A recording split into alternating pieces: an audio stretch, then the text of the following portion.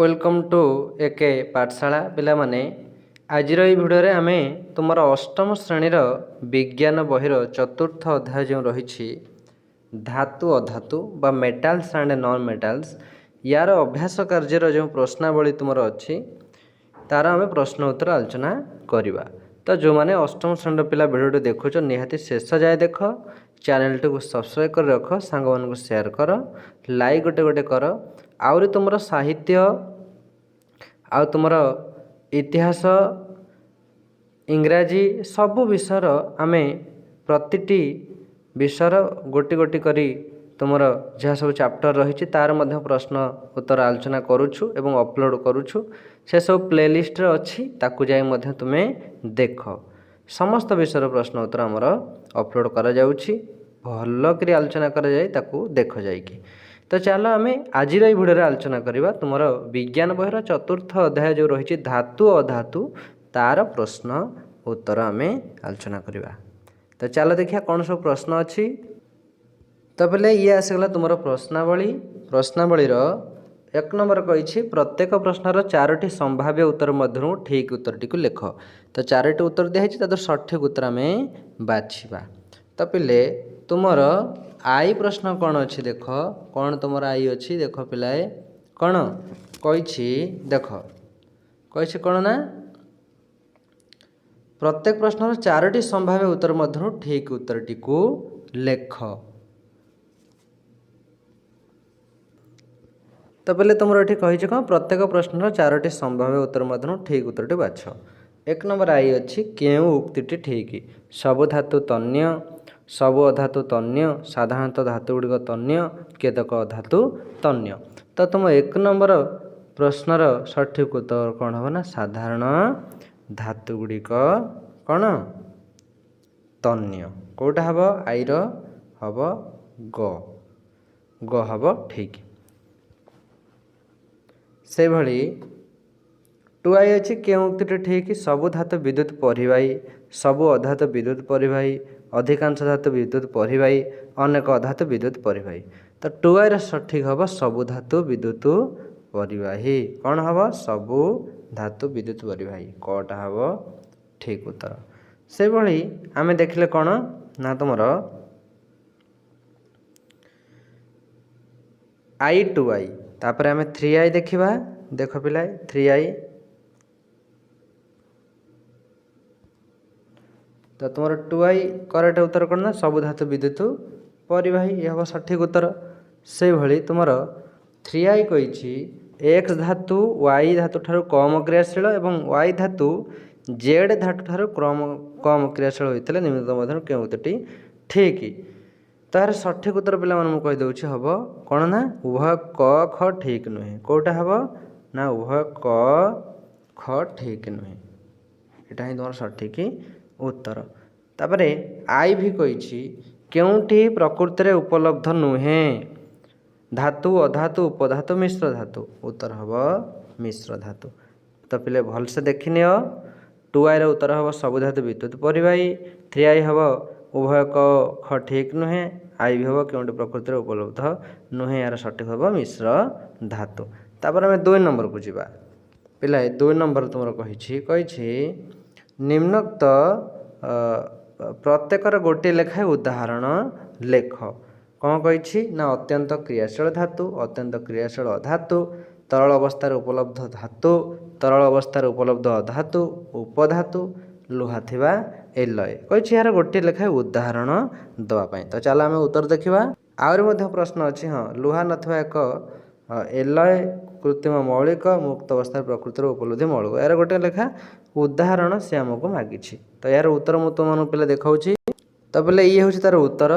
तो दुई नंबर प्रथम कही अत्यंत क्रियाशील धातु पिला उत्तर हम सोडियम से भली तापर कही टू आई कही अत्यंत क्रियाशील अधातु यार उत्तर हम उद्जान से भली थ्री आई कही तरल अवस्था उपलब्ध धातु यार उत्तर हम पारद ये है सब उत्तर तुम देखा। आई भी कही तरल अवस्था उपलब्ध अधातु पिला ब्रोमिन हम सठिक उत्तर। से भि आई तुम बहरे थिला लुहा थिबा एलय तो यार उदाहरण कही मागी आमको आम लिखिपर इस्पात बा स्टील। तापर तुमर कौन थिला ଭି ଥିଲା କହିଥିଲା ହେବ ଉପଧାତୁର ଉଦାହରଣ ଦେବା ପାଇଁ ତୁମେ ଲେଖିପାରିବ ସିଲିକନ୍। ଭି ଆଇ ଥିଲା ଲୁହା ଥିବା ଏଲ୍ ଆଇ ଉତ୍ତର ଲେଖିବ ଇସ୍ପାତ ଷ୍ଟିଲ୍। ସେମିତି ଭି ଟୁ ଆଇ ତୁମର ବହିରେ ଥିଲା କି ଲୁହା ନଥିବା ଏଲ୍ ଆଇ ତ ଏହାର ଉଦାହରଣ ତୁମେ ଲେଖିପାରିବ ପିତ୍ତଳ। ତାପରେ ଲେଖିବ ଭି ଥ୍ରୀ ଆଇ ପ୍ରଶ୍ନ ଥିଲା କୃତ୍ରିମ ମୌଳିକ ଉତ୍ତର ଲେଖିପାରିବ ହାସିୟମ୍। ତାପରେ ଆଇ ଏକ୍ସ ତୁମର ପଚାରିଥିଲା ବହିରେ ମୁକ୍ତ ଅବସ୍ଥାରେ ପ୍ରକୃତିରେ ଉପଲବ୍ଧ ମୌଳିକ ତ ପିଲା ତୁମେ ଲେଖିପାରିବ ସୁନା ଏବଂ ରୂପା। ସେ ଆମକୁ କ'ଣ ପଚାରିଥିଲା ପ୍ରଶ୍ନ କି ଗୋଟିଏ ଲେଖା ଉଦାହରଣ ଦିଅ ଆମେ ଏମିତି ଉଦାହରଣ ଲେଖିପାରିବା ଇଏ ହେଉଛି ତା'ର ସଠିକ୍ ଉତ୍ତର। ତ ପିଲାମାନେ 2 ନମ୍ବର ଉତ୍ତର ମୁଁ ତୁମମାନଙ୍କୁ ଦେଖେଇଲି। ତାପରେ 3 ନମ୍ବର ପ୍ରଶ୍ନ କ'ଣ ଅଛି ଆଲୋଚନା କରିବା। 3 ନମ୍ବର ପ୍ରଶ୍ନ ପିଲା ତୁମର ଅଛି କହିଛି ତଳ ଉକ୍ତି ଗୁଡ଼ିକର ଶୂନ୍ୟସ୍ଥାନ ପୂରଣ କରି ପୁରା ବାକ୍ୟଟିକୁ ଖାତାରେ ଲେଖ। ଯେମିତିକି ଆଇ ପ୍ରଶ୍ନ ଅଛି ଧାତୁ ପ୍ଲସ୍ ଅକ୍ସିଜେନ୍ ହୁଇଚ୍ ଗିଭ୍ସ ଏ ସେ କହିଛି ଏ ସ୍ଥାନରେ କ'ଣ ରହିବ ଲେଖ। ଏଇଭଳି ତୁମର ଆଇଠୁ ଆରମ୍ଭ କରି ଏକ୍ସ ଯାଏଁ 10ଟି ପ୍ରଶ୍ନ ଦେଇଛି 3 ନମ୍ବରରେ। ତ ଏହାର ଉତ୍ତର ଆମେ ଗୋଟି ଗୋଟି କରି ଆଲୋଚନା କରିବା। ତ ଚାଲ ଏହାର ଉତ୍ତର ସବୁ ଦେଖିବା। ତ ପିଲା ତୁମ ପ୍ରଥମ ପ୍ରଶ୍ନ କ'ଣ ଥିଲା କି ଧାତୁ ପ୍ଲସ୍ ଅକ୍ସିଜେନ୍ ହୁଇଚ୍ ଗିଭ୍ସ ଏ କହିଛି ଏ ସ୍ଥାନରେ କ'ଣ ରହିବ ଲେଖ। ଏହାର ଉତ୍ତର ପିଲା ଲେଖିବ ଧାତବ ଅକ୍ସାଇଡ୍ ଏଇଠି ଉତ୍ତର ଅଛି। ସେମିତି 2 କହିଛି ଏ ପ୍ଲସ୍ ଜଳ ହୁଇଚ୍ ଗିଭ୍ସ ପି ସେ କହିଛି ପି ସ୍ଥାନରେ କ'ଣ ରହିବ ଲେଖ। ଏହାର ଉତ୍ତର ହେବ ଧାତବ ହାଇଡ୍ରୋ ଅକ୍ସାଇଡ୍ ପି ସ୍ଥାନରେ ରହିବ। ସେଭଳି 3 କହିଛି ପି ଡ୍ୟାସ୍ ଲିଟମସ୍କୁ ଡ୍ୟାସ୍ ଲିଟମସ୍ରେ ପରିଣତ କରେ ତ ଏଇଟା ଲେଖିବ ତୁମେ ଲାଲ ଲିଟମସ୍କୁ ଲୀଳ ଲିଟମସ୍ରେ ପରିଣତ କରେ ଇଏ ହେଉଛି ତା'ର ଉତ୍ତର 3 ଆଇ ଭି ତୁମର କ୍ୱେଶ୍ଚିନ୍ ଥିଲା ବହିରେ ଅଧାତୁ ପ୍ଲସ୍ ଅକ୍ସିଜେନ୍ ହୁଇଚ୍ ଗିଭ୍ସ ବି ସେ କହିଛି ବି ସ୍ଥାନରେ କ'ଣ ରହିବ ତ ଏହାର ଉତ୍ତର ହେବ ପିଲା ଅଧାତବ ଅକ୍ସାଇଡ୍। ସେମିତି ତୁମର ଭି ପ୍ରଶ୍ନ ଅଛି ବି ପ୍ଲସ୍ ଜଳ ହୁଇଚ୍ ଗିଭ୍ସ କ୍ୟୁ ସେ ପ୍ରଶ୍ନଟି ଅଛି କ୍ୟୁ ସ୍ଥାନରେ କ'ଣ ରହିବ ଉତ୍ତର ଲେଖିବ କ'ଣ ପିଲା ନା ଅମ୍ଳ ଭିର ଉତ୍ତର ଅମ୍ଳ ହେବ।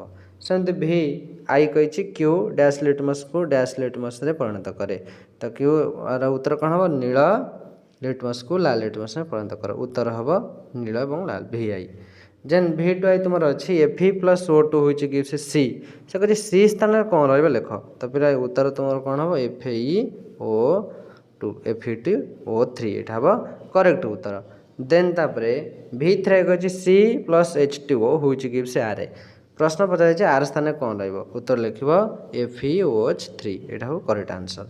ଦେନ୍ ଆଇ ଏକ୍ସ କହିଛି M G plus O two which gives D D ସ୍ଥାନରେ କ'ଣ ରହିବ ନା ଉତ୍ତର ହେବ ଏମ୍ ଜି ଓ।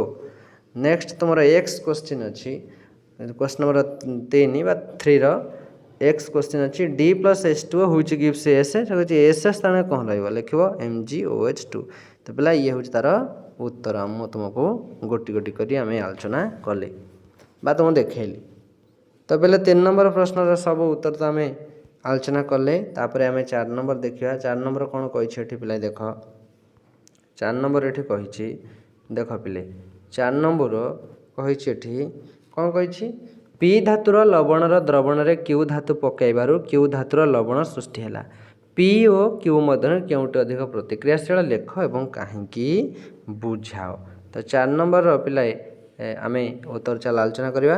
ତ ପିଲାମାନେ 4 ନମ୍ବର ଉତ୍ତର ଲେଖିବ କ'ଣ ପ୍ରଶ୍ନ ଥିଲା ପି ଧାତୁର ଲବଣର ଦ୍ରବଣରେ କ୍ୟୁ ଧାତୁ ପକାଇବାରୁ କ୍ୟୁ ଧାତୁର ଲବଣ ସୃଷ୍ଟି ହେଲା ପି ଓ କ୍ୟୁ ମଧ୍ୟରେ କେଉଁଟି ପ୍ରତିକ୍ରିୟାଶୀଳ ଲେଖ ଏବଂ କାହିଁକି ବୁଝାଅ। ତ ପିଲା ଉତ୍ତର ଲେଖିବ ପି ଧାତୁ ଓ କ୍ୟୁ ଧାତୁ ମଧ୍ୟରେ କ୍ୟୁ ଧାତୁ ଅଧିକ ପ୍ରତିକ୍ରିୟାଶୀଳ କାରଣ ଅଧିକ ପ୍ରତିକ୍ରିୟାଶୀଳ ଧାତୁ କମ୍ ପ୍ରତିକ୍ରିୟାଶୀଳ ଧାତୁର ଲବଣର ଦ୍ରବଣରୁ କମ୍ ପ୍ରତିକ୍ରିୟାଶୀଳ ଧାତୁକୁ ବିସ୍ଥାପିତ କରି ନିଜେ ସେହି ସ୍ଥାନ ଅଧିକାର କରେ ତ ପି ଧାତୁର ଲବଣ ବା ଦ୍ରବଣ ପ୍ଲସ୍ କ୍ୟୁ ଧାତୁ ହୁଇଚ୍ ଗିଭ୍ସ କ୍ୟୁ ଧାତୁର ଲବଣ ବା ଦ୍ରବଣ ପ୍ଲସ୍ ପି ଧାତୁ ଏତିକି ହିଁ ତା'ର ଉତ୍ତର ପିଲା ତୁମେ ଲେଖିବ। ତ ପିଲା 4 ନମ୍ବର ପ୍ରଶ୍ନର ଉତ୍ତର ତ ଆମେ ଆଲୋଚନା କଲେ। ତାପରେ 5 ନମ୍ବର ମୁଁ ତୁମକୁ ଦେଖେଇବି। 5 ନମ୍ବର ପ୍ରଶ୍ନ କହିଛି ଏକ ଉପଧାତୁର ଅକ୍ସାଇଡ଼ର ଜଳୀୟ ଦ୍ରବଣରେ ଲାଲ ଓ ନୀଳ ଲିଟମସ୍ କାଗଜ ପକାଇଲେ କେଉଁଟିର ରଙ୍ଗ ପରିବର୍ତ୍ତନ ହେବ ଲେଖ ଏବଂ ତୁମର ଉତ୍ତରର ବିଜ୍ଞାନସମ୍ମତ କାରଣ ଲେଖ। ତ ୟାର ଉତ୍ତର ଚାଲ ଆଲୋଚନା କରିବା। ତ ପିଲେ ଉତ୍ତର କ'ଣ ଲେଖିବ ପ୍ରଶ୍ନ ଥିଲା ଏକ ଉପଧାତୁର ଅକ୍ସାଇଡ଼ର ଜଳୀୟ ଦ୍ରବଣରେ ଲାଲ ଓ ନୀଳ ଲିଟମସ୍ କାଗଜ ପକାଇଲେ କେଉଁଟିର ରଙ୍ଗ ପରିବର୍ତ୍ତନ ହେବ ଲେଖ ଏବଂ ତୁମର ଉତ୍ତରରେ ବିଜ୍ଞାନସମ୍ମତ କାରଣ ଲେଖ। ତ ପିଲା ଉତ୍ତର ଲେଖିବ ଉପଧାତୁର ଅକ୍ସାଇଡ଼ର ଜଳୀୟ ଦ୍ରବଣରେ କୌଣସି ଲିଟମସ୍ କାଗଜର ରଙ୍ଗ ପରିବର୍ତ୍ତନ ହେବ ନାହିଁ। ଧାତୁର ଅକ୍ସାଇଡ଼ ଜଳୀୟ ଦ୍ରବଣ ହେଉଛି କ୍ଷାର ଏବଂ ଏହା ନାଲି ଲିଟମସ୍କୁ ନୀଳ ରଙ୍ଗ ପରିଣତ କରେ। अधातुर अक्साइड्र जलीय द्रवण होउछि अम्ल एवं यह नील लिटमस को नाली रंग परिणत करे किंतु उपधातुर अक्साइड्र जलीय द्रवण न्यूट्राल बा उदासीन होइथार एथिरे कोनसे लिटमसर कागजर रंग बदले नाही। ये होछि 5 नंबर प्रश्नर उत्तर पिला एतिकी लेखिबो। तापर पिलाए तुमर बही रे 6 नंबर प्रश्न थिला कि धातु और अधातु मध्य 4टी भौतिक प्रकृति भित्तिक पार्थक्य लेख। तो धातुर आम एमती लिखिपर कि धातु गुड़िक उज्ज्वलता प्रदर्शन करती, यह नमनीय और तन्य, यह ताप और विद्युत सुपरिवाही, यह साधारणतः कठिन। सेमती अधातुर जदि आम 4टी भौतिक प्रकृति भित्तिक पार्थक्य लिखा कौन लिखा ना अधातु गुड़िक उज्ज्वलता प्रदर्शन करती नहीं, यह नमनीय और तन्य नुहंती, यह ताप और विद्युत कुपरिवाही, यह साधारणतः कठिन तरल और ग्यासीय। एतिक ही पिला 6 नंबर प्रश्नर उत्तर। तापर 7 नंबर प्रश्न देखा कौन तुम बही पिला तुम 7 नंबर प्रश्न थिला तुम बही देइथिला कि धातु और अधातु मध्य 3टी रासायनिक प्रकृति भित्तिक पार्थक्य दर्शाओ कही धातु और अधातु भितरे। तो पिला एठी कौन कही कि रासायनिक प्रकृति भित्तिक पार्थक्य। तो धातुर रासायनिक प्रकृति भित्तिक पार्थक्य आम देखा अधातुर देखा। तो धातु कौन ना धातु अम्लजान मध्य रासायनिक प्रतिक्रिया घटी धातव अक्साइड सृष्टि हुए, धातव अक्साइड क्षारीय धातु अम्ल सह प्रतिक्रिया करी उद्जान गैस सृष्टि करे। से भली अधातु कौन ना अधातु अम्लजान मध्य रासायनिक प्रतिक्रिया घटी अधातव अक्साइड सृष्टि हुए, अधातव अक्साइड अम्लीय अधातु अम्ल सह प्राय प्रतिक्रिया करे ना। तो पिला ये हूँ कौन ना धातु आउ अधातु कौन मध्य 3टी रासायनिक प्रकृति भित्तिक पार्थक्य आम देखिले। तापर पिलाए आमर प्रश्न अच्छे 8 नंबर प्रश्न मिश्र धातु गुड़िकर विशेषत्व कौन उदाहरण दे आलोचना कर। तो पिला यार विशेषत्व कौन ना मिश्र धातु क्षय प्रतिरोधी होता है, यह अधिक कठिन होता है, यार धर्म मूल उपादान गुड़िक धर्म ठार भिन्न होता है, यार क्रियाशीलता ह्रास पाए, यार गलनांक निम्न होता है। यार उदाहरण से कही उदाहरण दे आलोचना कर। उदाहरण लिखिपर स्टेनलेस स्टील लुहा ठार अधिक क्षयरोधी और शक्त होता है, शोल्डर गलनांक यार उपादान सीसा और टेण ठार कम होता है, मैग्नेशियम यार उपादान एल्युमिनियम ठार अधिक शक्त होता है, ब्रोंज यार उपादान तंबा टेण ठार अधिक शक्त क्षयरोधी आकर्षणीय होता है। तो पिला आम समस्त प्रश्न उत्तर आलोचना कले आशा करती निहाती भल लगी तुम आउ सब विषय प्रश्न उत्तर आलोचना करा वीडियो अपलोड होती तुम प्ले लिस्ट जाई देखि नियो।